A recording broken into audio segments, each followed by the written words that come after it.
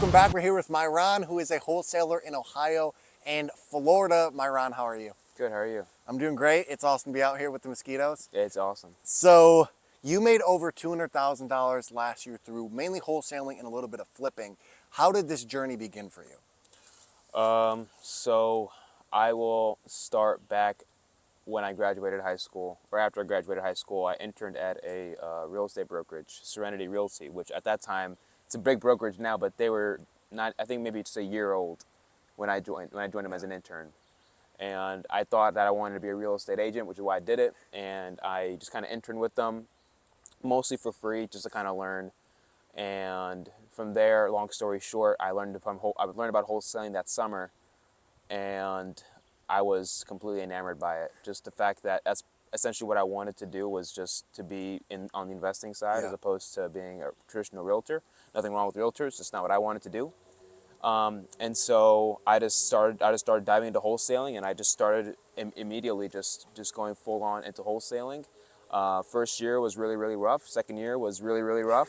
But it molded me into what I was able to accomplish now, and we're still growing now. Third year was kind of like my breakthrough year, where I started to see a lot of success, and last year, like you said, made a good chunk, and going from there. Yes, and you mentioned that you started very young, and you were also living in your parents' house when you started that journey. For someone that's looking to start wholesaling, what would one piece of advice be to them? Just go and get started. I mean, you put in what you get is what you put in. So, I mean, if you want to get started in wholesaling, understand the very just premise of wholesaling, which is you're just finding a house and finding a buyer that can pay you more for that house. Something that an investor to pay you more for that house. That's really all you're doing. So now you got to go out there and you got to find the deals that investors want, right? So go out there, drive around, find the ugliest houses in your community, and just create a list and start calling people, start door knocking, it's anything, just take action, right? It doesn't have to be perfect action, but just go and start taking action, and you'll find your stride. And what are some daily practices you've put in to your life as a wholesaler to make you successful? Well, I plan my day the night before, so that's been a huge thing for me. I've always done that. I don't like to start my morning by planning stuff out, because I feel like I'm already behind. Like, I should be doing stuff. I shouldn't be just sitting here just writing in my planner. I should be going out and actually taking action. So I do all that stuff the night before. So before I go to bed, I just write down my day, right? And my day is, a lot of it's the same stuff over and over again, right? Like success takes consistency. So. We got a mosquito in the podcast too. Success takes consistency. So it's the same thing every day, or a lot of the same things every day. So that's one big thing. Another big thing is just having clear goals, right? I think a lot of people make a big mistake when it comes to making their goals. They think this huge long-term goal, which is great to have, right? If you want to go and you want to make $100 million, and when you're 20 years from now, that's awesome. Shoot for that. Right? But what's that going to look like? What's that look like this week? What's that look like the week after? The week after? What's it going to look like on a yearly time horizon? Right? So, break your deals down. Break your goals down. If you want to make $100,000 in a year, break that down. That's $8,333 a month. Right? How are you going to do that? You need about $2,000 a week. How are you going to do that? I like breaking my goals down, and then just finding what I can do in a week that I can hold myself extremely accountable to. Like, if I don't do this, there's trouble. Right? And I've gone to pretty extreme. I'm not going to talk about it because it's pretty crazy. Or I can. The podcast probably find it's really entertaining. But I've gone to very extreme lengths to make sure that I am held accountable to my weekly goals that I hit. And I always try to push the limit. Not as far as severity, but as far as the goal. Like, I told my brother once, I had this goal. In a wholesaling business, right? I wanted to make a certain amount of revenue a week, and I told my brother, and I was thinking like, okay, like, how do I hold myself accountable to this? I can do this, but I'll probably slip up there. It's probably that's not punishable enough, right? And so I was like, you know what? Can I curse on this? Yeah. I was like, you know what? Fuck it. I told my brother, hey, look, if I don't do this thing a week, which was I wanted to make $10K in revenue a week. If I can't do that, I want you to punch me as hard as you can in the face if I cannot accomplish this, and I will let you do it. And if you don't, you're a bitch. That motivated him to do it. Yes. Thank God that hasn't happened yet, but it's a thing, and Yes. he looks forward to the day. That's awesome. And you also have a podcast. Why did you choose that form of content creation to share value to people? Um, I mean, the whole reason I started the podcast was an idea from a mentor of mine. I asked him because I was really kind of struggling at the time to like find like-minded people that I wanted to connect with, like people that were high level that I could have conversations with. And I live in a smallish town compared to the rest of America, so you don't really have like a lot of people in my space that are big around here.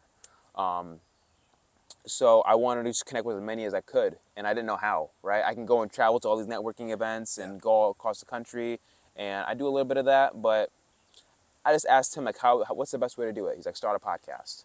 I was like, what? Why?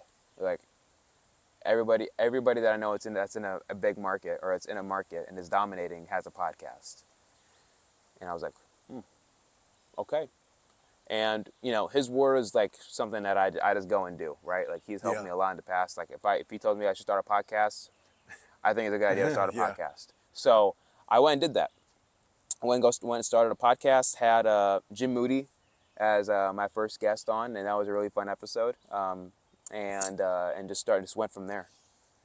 And you mentioned that your mentor has been very, you listen to him no matter what. Do you think for your success that you needed to have that person that was guiding you and that knew more than you? 1000%. I mean, I have more than just one mentor in my life, right? But I mean, going back to like the accountability and the goal setting, right? I got that from my mentors. I got that from my coaches, right? They're the ones that set me, put my feet to the fire when it came to my goals, right? Because I was giving myself any excuse in the beginning to not hold myself accountable, which is what a lot of people do, right? We all think that we're special in our sort of ways, and if something doesn't go our ways, oh, it must be something outside of ourselves. When if you really think about it, if you really trace back all what happens in your life, it all goes back to you, right? You are the person that creates your reality. You're the person that does all the things.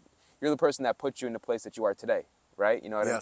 So yeah, I mean I learned that from my coaches and my mentors, right? So I mean, investing in mentorship, I'm huge on, so huge on. I mean, whatever you can to pay to get into a coaching or a mentorship with somebody that's super high level, that's where you want to be, do it.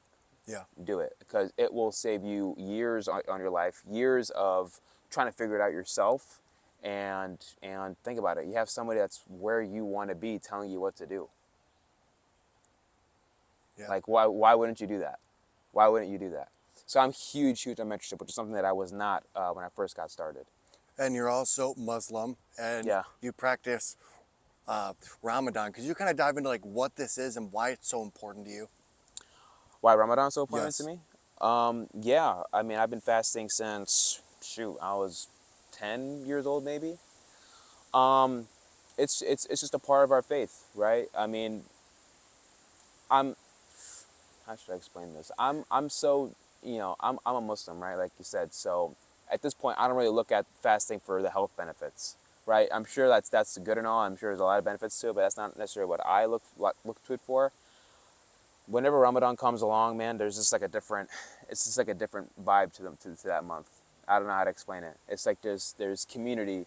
There's like a whole community of people that are fasting for this one goal, for this one reason, right? They're giving up food, they're giving up water for the whole day, giving up other things as well, to be able to have this day for them, this month for themselves, to be with God and to praise God, and to do all this for the sake of God. So it's a super special month when you think about it from that standpoint, and that's why I love it so much. I like that, and I love how you have that community that you can go to and that is supportive of not only the health, but like just like other things in general. And something that I didn't know that you actually told me last time when we got coffee is how Jesus is highly involved in the Muslim culture and how he is actually looked at as a high status person. Could you kind of dive into like that a little bit? Wow, this changed directions really quickly. We went from business to like religious history. Okay, I like this. Um, I mean, yeah, I mean, I wouldn't necessarily say this is Jesus specifically. I mean, yes, we look upon Jesus in a super high light. I mean, he's a prophet from God.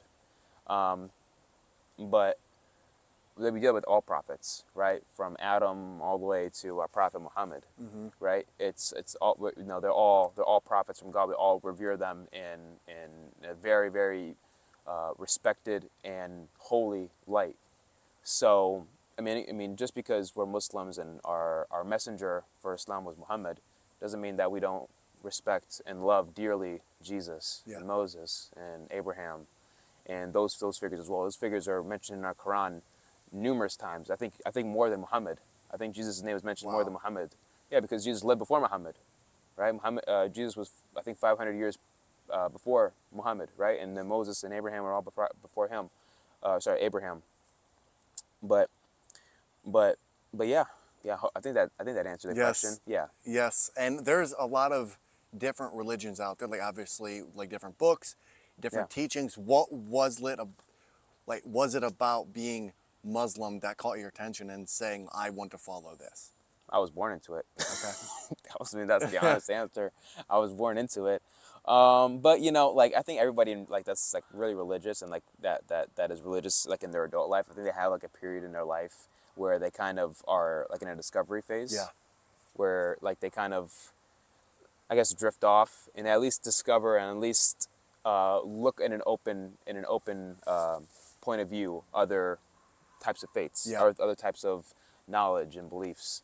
And I definitely had that. Like when I was a teenager, I was very much trying to find is there any other answer out there than God and what's found in the Quran, right? And I mean, it's what's from doing that until now. What I can say is that I think a lot of faiths share the same concepts, right? Especially Judaism, Christianity, and Islam, right? We follow one God, and there's it's a monotheistic religion, right? And there's prophets that came to us from God to preach to us and to teach us the way of God, right? Yeah. How God wanted us to live. So that's common throughout the three main religions. Now, obviously, there's nuances between each of them and differences between each of them, and that's that. But then there's also like what people in ancient Egypt used to believe in. Yeah. Also, stuff with people in like in ancient Sumeria and Native Americans. Like when you read that stuff, like dang, that's super interesting. Wow, okay, like it's very woo woo. You know what I mean? And what I've learned is that there's different flavors to different parts of history, different parts of the world, and they interpret things in different ways. I think that if you were to take anything that anybody has believed in, any huge faction of people have believed in for extended periods of time, it all goes back to one almighty power, which is God. So that's what brought me back, Yeah. is that the fact that yes, there's a whole bunch of different religions and beliefs out there, but at the end of the day, if you look at all of them, they all come back to one supreme being, which is God, Allah, and that's my anchor into which I follow Islam. And Islam is a beautiful religion, right? It teaches discipline. It proactively disciplines you to have faith, right? We have 5 mandatory prayers a day, right? I mean, you sit there and pray to God for five times out of the day. Like there's no other religion that does that, right? To every day have a practice into which you're mandated to be with God, right? I don't like saying the word mandated, Yeah. but you're encouraged to, Yes. right? Like and you feel good after doing it, right? It's like a time of meditation for you. So I mean, I can go on and on. I mean, I know Yeah. you told me not to ramble, but I mean, I can go on and on about it. But Islam is definitely it's a huge part of my life. Yes. And you're also young and very ambitious. Where did this drive come from to not want to be average? I don't know. I mean, I could talk about like my family and stuff. Like my family is probably the least average family you'll ever meet. Like I'm one of 14 children, and my family's just crazy. Love them, but we're crazy. I mean, that's a podcast in and of itself. I mean, I was a quitter. I was a really big quitter when I was growing up. I always had something that I wanted to do, and started and quit. Did another thing, started and quit, and I just got sick of myself doing Yeah. it. I felt horrible doing it. Like it sucks. Like you have this grand idea, you had so much energy and willpower into getting it started, and then all of a sudden it doesn't go your way, and you just stop. Yeah. That feeling really sucks. And I just didn't want to feel that way anymore. I didn't even feel like that. I feel like a loser doing that. Yeah. And I don't want to feel that way anymore.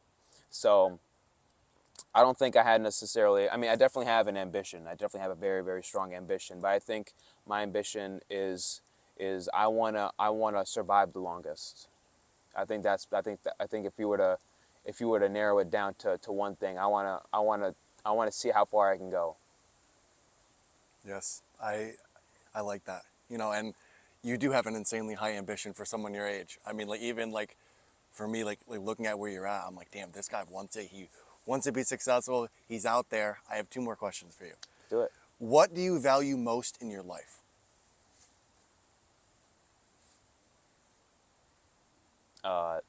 Time. Why? Because I don't have, number one, you can't buy it back. That's number one. And then I was thinking about this today. Like time, I mean, time flies, man. I'm only 22 years old, right? So I'm not trying to sit here like an old head, like, oh my God, my days are flown by, you know? But they do fly by, right? I can remember just yesterday I was 16, going to high school. Yeah. Now I'm 22, you know, with debt and and a business and people to pay and all these things, which I'm grateful for, extremely, extremely grateful for, right? But the time flies, man. It freaking flies. Yes. So time. How can I leverage time more? That's the biggest thing. One more question. Yeah. If you could have dinner with two people, one person from the past and one person from the present, who would it be and why? Okay. I need time to think about this. Okay. I like this question though. Thank you. It stumps Dinner- every guest. Dinner with somebody in the present. It can be Yes. anybody, right? Yes, in the present and in the past. I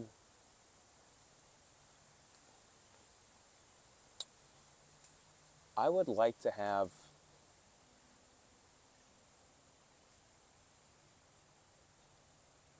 You said I can't ramble, but I can stay here for a little bit and think about Yes, this. yes.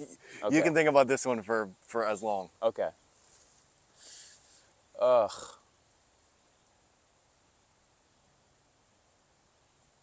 I've thought about this. If I was to go back to the past, I would love to have a conversation with Adam, Okay. the first human. Okay. I think that'd be cool. Like, usually he's like a giant. Like, he's like, I don't know, 20, 30 feet tall, right? But I think it'd be cool to at least like have like a dinner with him. I don't know if we'll be able to understand each other, but having the first human versus a human now, like, I don't know, thousands and thousands of years later, I think it'd be a pretty cool concept. So I'll say him. But dinner in the present,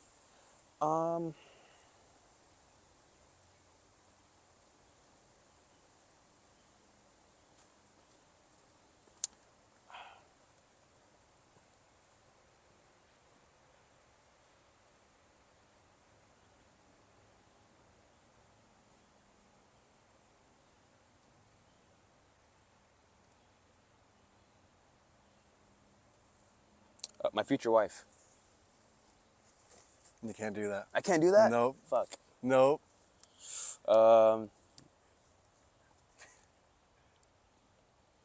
First one that comes to your mind.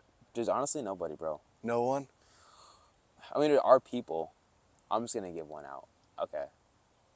I would like to have a conversation with, or dinner with, I should say. I think having a dinner with Trump would be pretty cool. Why? He's number one. I think it'd be a really nice dinner, right? I mean, Yeah. I think he'd spoil me. Two, I think he's been just a different type of personality that we've had in politics that I think we've never seen before. And I think he'd just be a fun person to have and talk conversation with. He's in real estate, so I'd definitely ask a lot about that and Yeah. talk a lot about that. Talk about like him, like and what's going on in his life. Yeah. Yeah, I think that'd be a cool Yes. conversation to have. I really like the Adam one, and I share that, like the first person on earth, you know, that's a good one. Yeah. That's all I have. How can people find you, and what is one thing you want to leave people with? So yeah, you guys can find me on Instagram. My full name, so Mihran dot ELREFAI. Say that 5 times fast. You probably can't. Mihran.El-refai. That's my Instagram, and then Mihran El-refai is on Facebook as well. What's one thing I leave people here Yes. with? Love, and whatever it is that you guys want in life, act as if it's already within your hands, within yourself, and it'll come your way. Create a plan for it, act as if you already have it, and it's yours. Myron, thanks for coming on. I appreciate Thanks, you. man.